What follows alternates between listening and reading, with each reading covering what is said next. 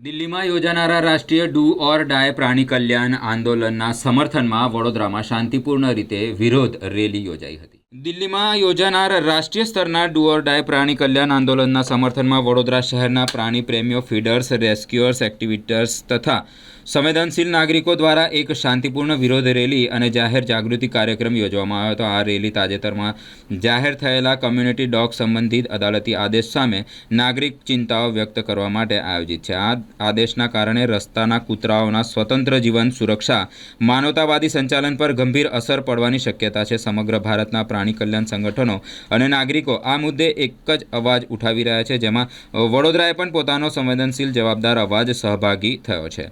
આ વિરોધનો મુખ્ય હેતુ રસ્તાના કૂતરાઓ માટે માનવતાવાદી, વૈજ્ઞાનિક અને કાનૂની ઉકેલો અંગે જનજાગૃતિ ફેલાય. પ્રાણી પ્રેમીઓનું સ્પષ્ટ માનવું છે કે સ્ટ્રીટ ડોગ્સનું સંચાલન એનિમલ બર્થ કંટ્રોલ એબીસી નિયમો 2023 તથા Prevention of Cruelty to Animals Act 1960 અનુસાર થવું જોઈએ. બળજબરીથી ખસેડવા કે મોટા પાયે શેલ્ટર કરવાની પ્રક્રિયા વૈજ્ઞાનિક નથી અને તે પ્રાણીઓ માટે તેમજ સમાજ બંને માટે જોખમી બની શકે છે.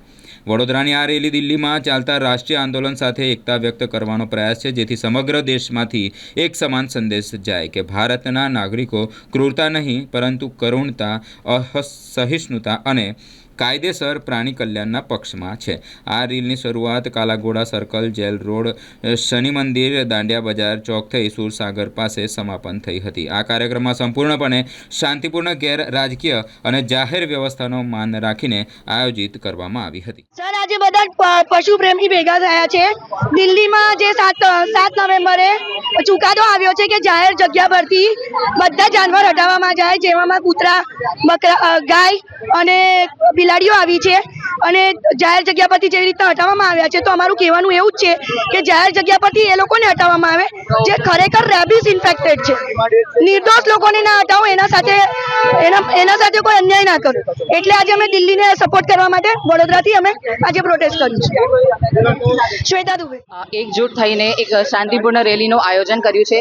આજે તારીખ 4 જાન્યુઆરી 2026 દિલ્હીમાં પણ પ્રોટેસ્ટ થઈ રહ્યો છે. સુપ્રીમ કોર્ટના જે ચુકાદા આવ્યા છે કે સ્ટ્રીટ ડોગ્સને પર્ટિક્યુલર જગ્યાઓથી હટાવીને પરમનન્ટલી શેલ્ટરમાં આપી દેવામાં આવે, જેનો અમે સખ્ત વિરોધ કરીએ છીએ. કારણ કે પશુ એઝ અ એનિમલ લવર, હું તો એવું કહીશ કે એનિમલ લવર, એનિમલ એક્ટિવિસ્ટ બંને ટેગ સાઈડ પર કરી દઈએ, પણ એક નાગરિક હોવાને નાતે, એક ભારતીય નાગરિક હોવાને નાતે અને એક માનવી હોવાને નાતે પોતાની માનવતાની રક્ષા માટે અને બેઝુબાન જાનવરોના હક માટે અમે લોકો આવી રીતે શાંતિપૂર્ણ રેલીનું આયોજન કરી રહ્યા છે. સુપ્રીમ કોર્ટને એક નમ્ર વિનંતી અને અપીલ કરી રહ્યા છે કે તમે મહેરબાની કરીને બંને સાઈડના કેસને બરાબર સ્ટડી કરો, કારણ કે જાનવરો સાથે પણ ક્રુઆલિટી થઈ રહી છે. આવી રીતે એક બાયસ ડિસિઝન તમે ના આપી શકો અને અમે એક રિક્વેસ્ટ કરી રહ્યા છીએ કે તમે પ્લીઝ આ જાનવરો માટે જે કાયદા ઘડવામાં આવ્યા છે એમાં પર્ટિક્યુલર સુધાર લાવો. એ લોકોની સાથે પણ જે ક્રુઆલિટી થઈ રહી છે એના સામે પણ કાયદાઓ જે છે એમાં પણ સુધાર લાવો અને તેથી જ આપણે એક શાંતિપૂર્ણ માહોલ આપણા દેશમાં ક્રિએટ કરી શકીશું, એક સંતુલન બનાવી રાખીશું અને આ દેશમાં જે પણ કેઓસ ક્રિએટ થઈ રહ્યો છે દરેક અલગ અલગ ફિલ્ડમાં એને આપણે એક સંતુલનમાં બનાવી રાખી શકીશું. તો અમારો પર્પસ એક જ છે કે સુપ્રીમ કોર્ટ એક એમના હક માટે એક પર્ટિક્યુલર चुकादो आपे जे बधाने मानी शकाय एवो होय. आज यहाँ पे अलग अलग संस्था के लोग इकट्ठा हुए हैं क्योंकि हमारे जिनको हमने बचपन से बड़ा होते हुए देखा है, वो लालू, भूरिया, कालू, इन जानवरों को हमारे से दूर करने की कोशिश होने वाली है. तो इससे हमको तकलीफ होगी.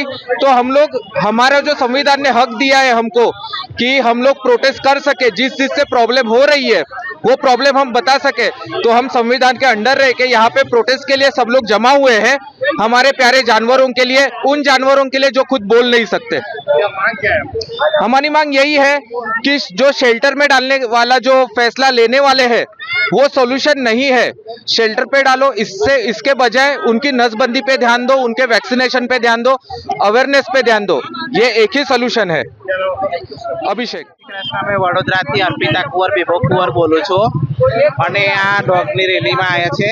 જ્યારે ગાડી જાય છે ત્યારે કોઈ ફાસ્ટ ચલાવી જાય છે, કોઈ જોતા નહીં કે આ શું જાય છે શું નહીં, અને આલે ધડ જ જવા દે છે. જ્યારે બહુ જ ડોગની અંદર આમ બેહાલ થઈ જાય છે, મરી જાય છે કેટલા.